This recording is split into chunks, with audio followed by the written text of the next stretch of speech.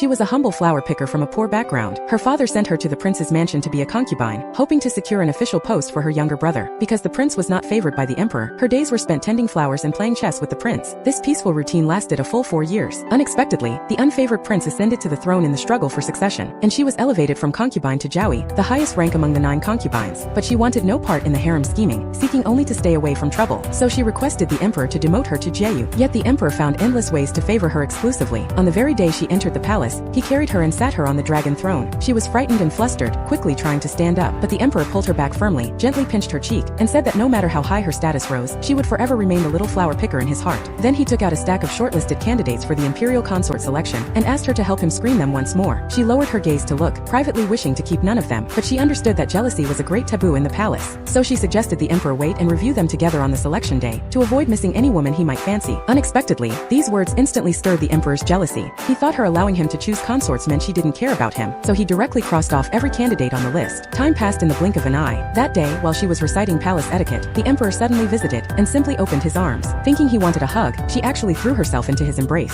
The emperor smiled indulgently, then began asking her what she had done in the palace that day. The woman started recounting everything one by one, but when she mentioned palace etiquette, she only then realized the emperor's earlier gesture was meant for her to change her clothes, not for a hug.